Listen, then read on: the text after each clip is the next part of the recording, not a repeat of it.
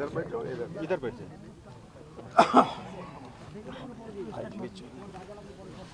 विधायक सर अभी कैसे है? मैं एकदम ठीक हूँ। ये सबसे पहले ने बंगाल के विकास की जो योजना हमने बनाई थी, उसमें आज 3 जगह पर भूमि पूजन और लोकार्पण पे कार्यक्रम है। मुझे बहुत खुशी है कि अभी तक एक 60,000 करोड़ के काम लगभग हमने पूरे किए हैं 2014 से, और करीब 80,000 करोड़ रुपए के काम प्रोसेस में शुरू कर दिए और मंजूर कर दिए हैं। इसके अलावा 1 लाख करोड़ के हम लोग ग्रीन एक्सप्रेस हाईवे बना रहे हैं, और जो विशेष रूप से मैं आपसे अनुरोध करूंगा कि उसको आप देखिए।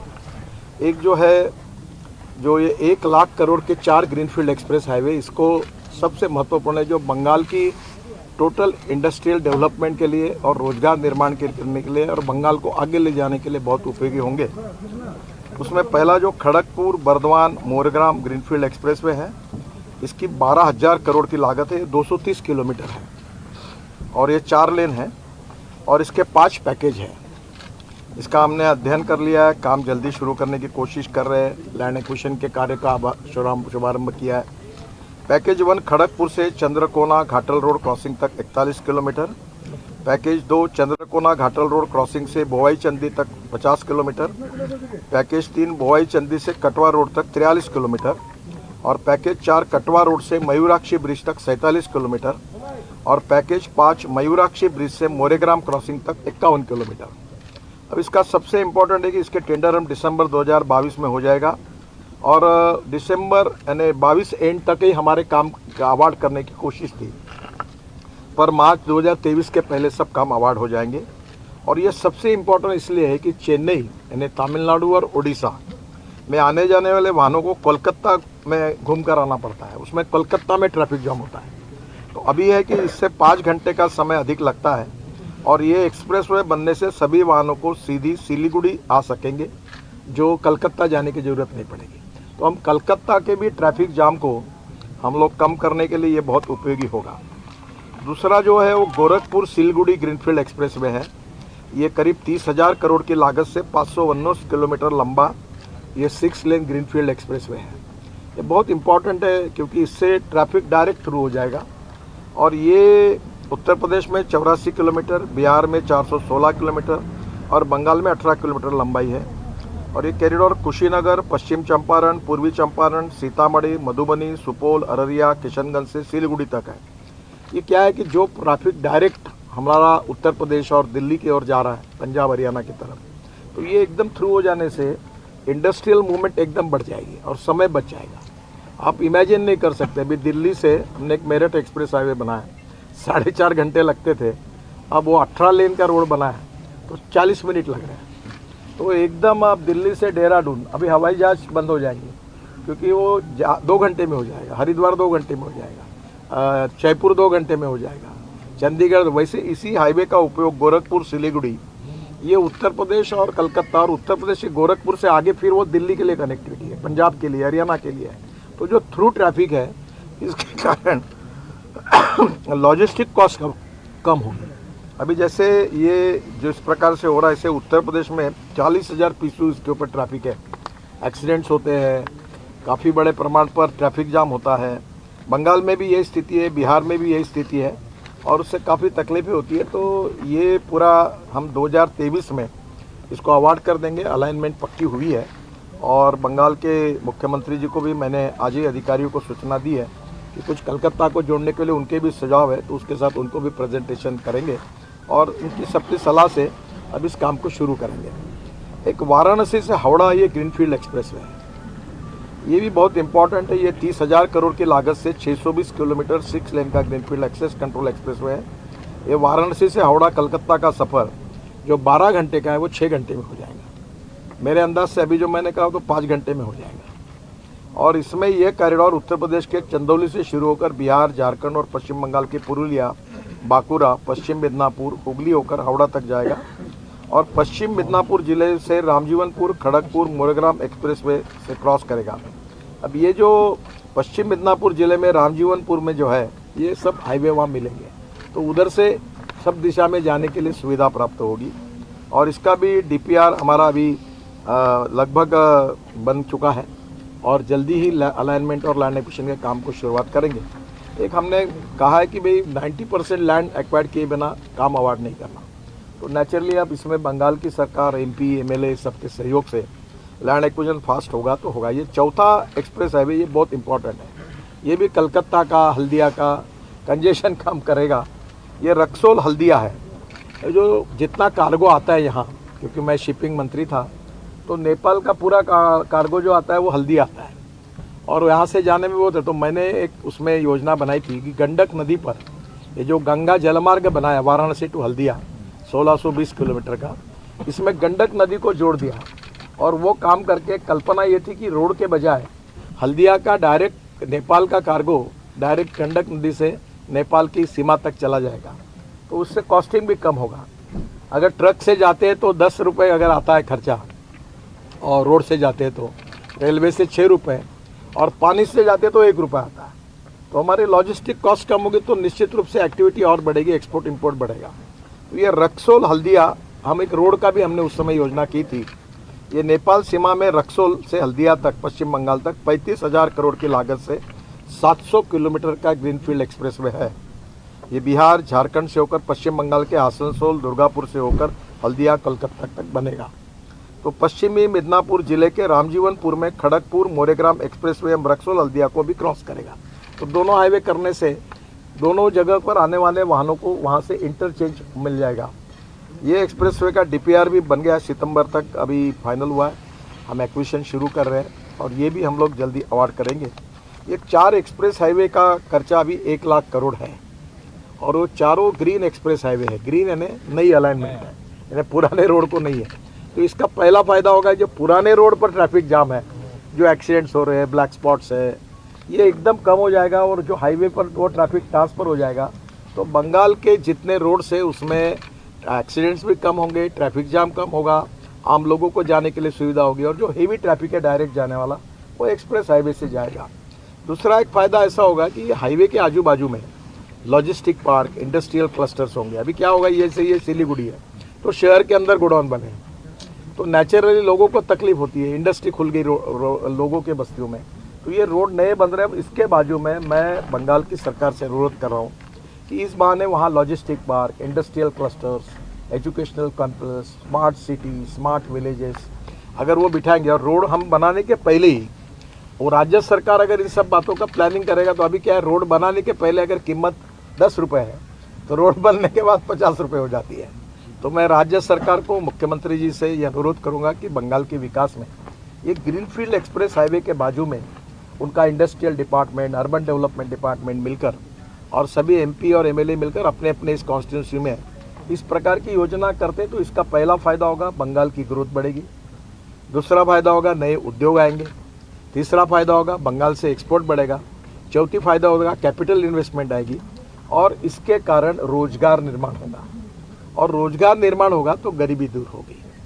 तो बंगाल भारत को आत्मनिर्भर भारत बनाने का जो प्रधानमंत्री जी का सपना है और जो $5 ट्रिलियन इकोनॉमी बनाने का जो हमारी सबकी प्रयास चल रहा है, उसमें बंगाल का भी विकास उतना ही आवश्यक है।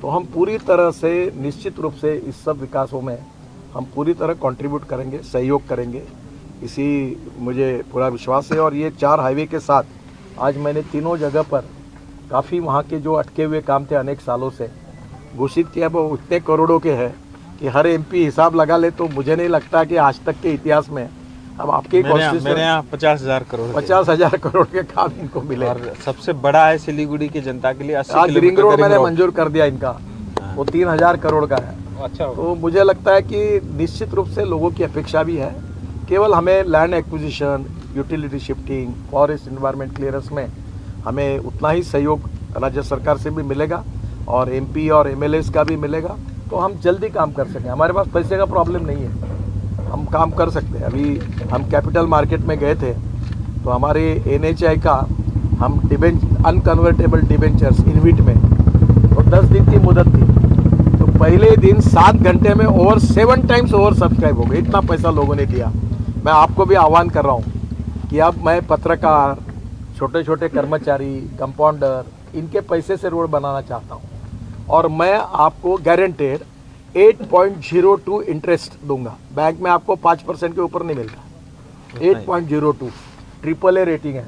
और हमने इंटरेस्ट देने के लिए कहा है कि आप ईयरली नहीं, मंथली देंगे। जो रिटायर्ड लोग हैं, पेंशनर्स हैं, उनको इतना रिस्पांस मिल रहा है कि हमें कोई पैसे की कमी नहीं है।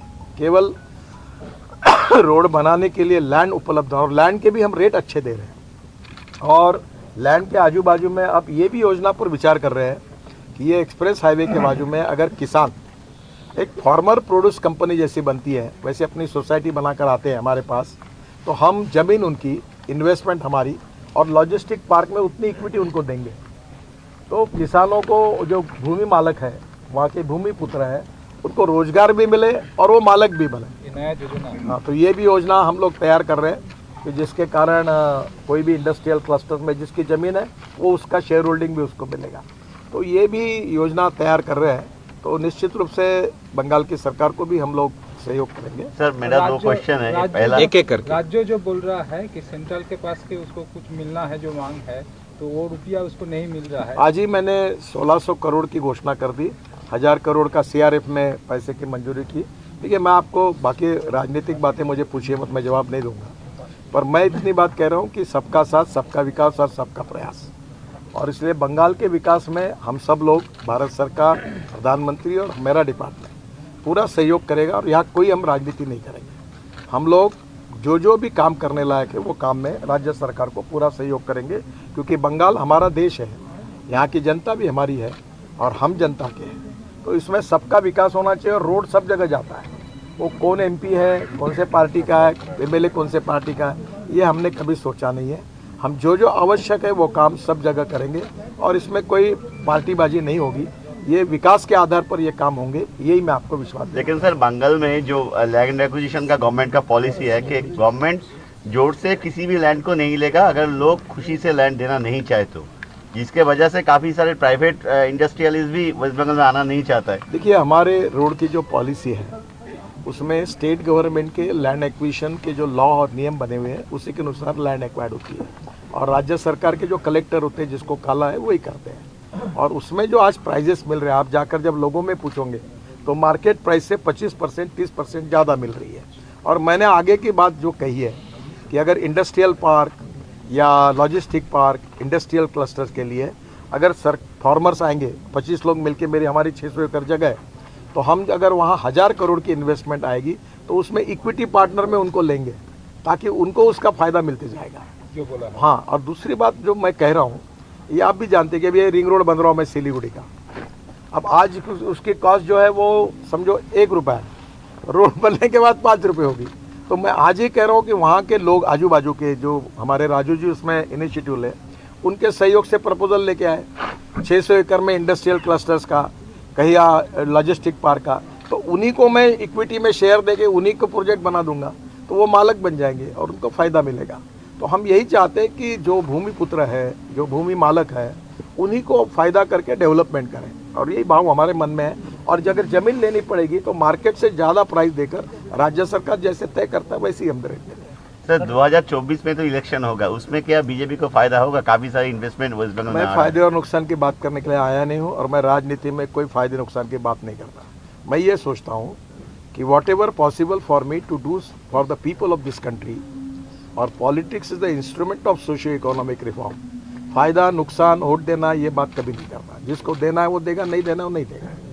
चुनाव 1 महीना चलता है, बाद में विकास का काम है, भारत सबका है, हमको सबके लिए काम करना है। और प्रधानमंत्री जी का सबका साथ, सबका विकास और सबका प्रयास, तो हम इसी प्रिंसिपल पे अपना काम कर रहे हैं। एक बार एक थोड़ा सा सिलीगुड़ी ये कोरोनेशन ब्रिज का जो निर्माण था, इसमें शिव मंदिर से कोरोनेशन ब्रिज तक 1800 करोड़ की लागत से नया चीज हम 14 किलोमीटर 4 लेन मार्ग का नया ब्रिज बना रहे हैं। और इसका DPR अभी लगभग फाइनल हो जाएगा, तुरंत टेंडर निकालेंगे। 1800 करोड़, ये जो आपका बहुत इंपॉर्टेंट है, जिसके लिए राजू जी ने बहुत हमें पीछे पड़े थे, हमने उसको मंजूरी दी। सेवक आर्मी कैंटोनमेंट से कोरोनेशन ब्रिज तक। और जो हुआ वही तो। हाँ, अभी अंदर ये नया कर रहे हैं, ये नया ब्रिज बना रहे हैं।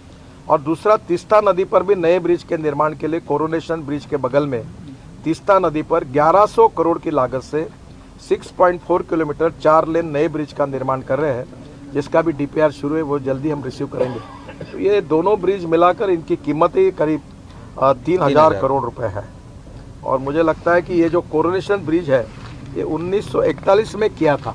अब उसकी हालत तो आपको भी मालूम है, उसकी भी मरम्मत करने वाले हैं, यानी उसकी मरम्मत करेंगे पर वो बहुत पुराना हो गया है। ये दोनों हेरिटेज बन जाएगा।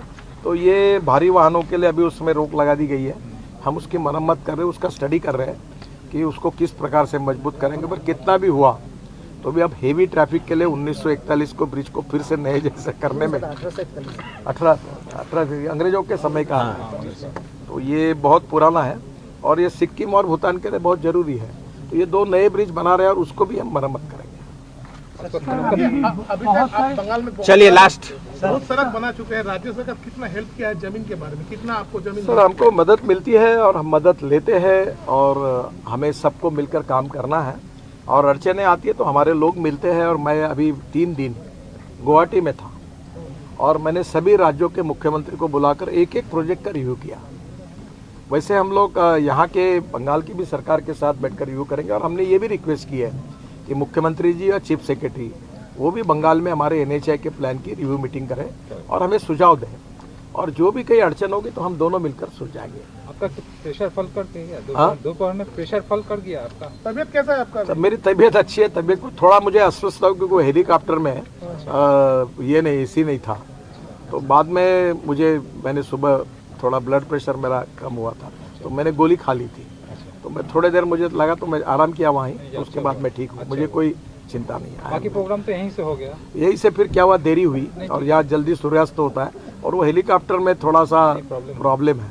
तो फिर मैंने यहाँ से वीडियो कॉन्फ्रेंस से कार्यक्रम किए और मेरी सबसे बातचीत। अभी मैं नागपुर के लिए निकला। वो डॉक्यूमेंट मिलेगा क्या? चलिए हाँ, मैं ये डॉक्यूमेंट ऐसा करता हूँ, मैं पूरे डॉक्यूमेंट राजू जी को दे देता हूँ। ये इनके वेबसाइट पर डाल देंगे और आपको पूरा डिटेल देंगे। व्हाट्सएप में डाल देंगे। चलिए आप सब मीडिया के साथियों का बहुत बहुत धन्यवाद और आपका Thank you. अभिनंदन। Thank you. Thank you.